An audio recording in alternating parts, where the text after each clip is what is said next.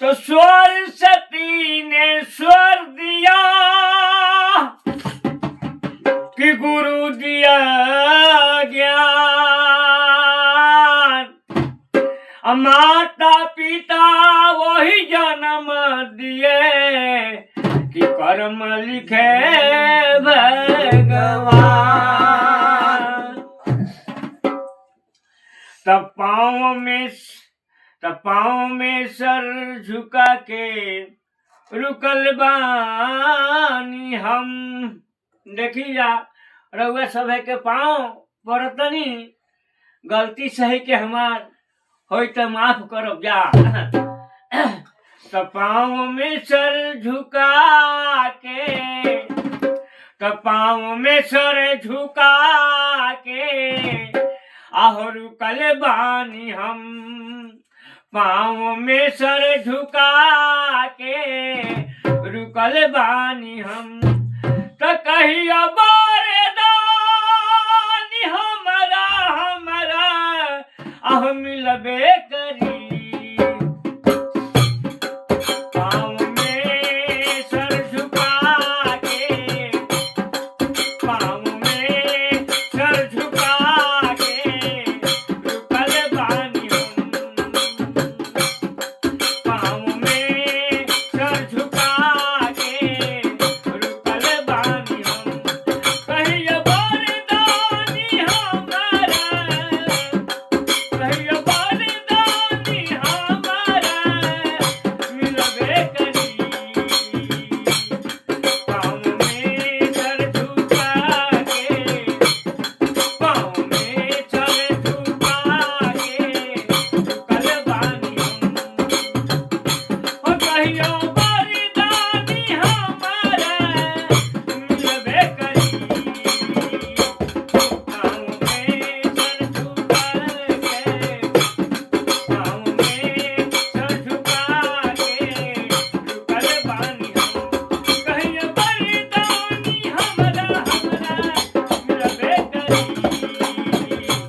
पाँव में सर झुका के, पाँव में सर झुका के रुकल बानी हम। हो पाँव में सर झुका के रुकल बानी हम। कहियो बरदानी हमरा मिलबे करी। हो पाँव में सर झुका के रुकल बानी हम। हाँ देखिया ए भोला तू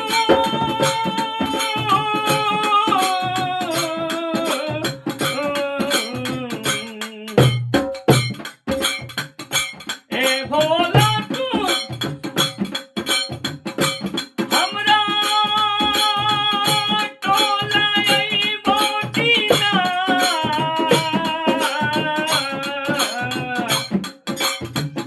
ए भोला तू हमरा टोला अइबो की ना।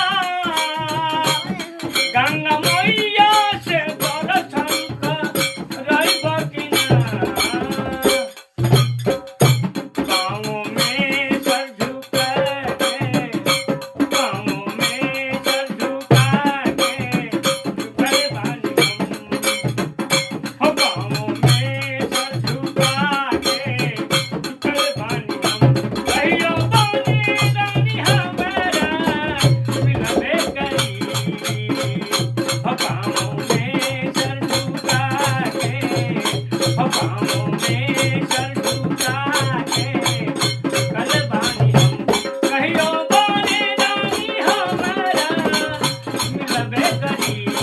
पाँव में सर झुका के रुकल बानी हम। पाँव में सर झुका के आहो रुकल बानी हम। कहियो बरदानी हमरा मिलबे करी। पाँव में सर झुका के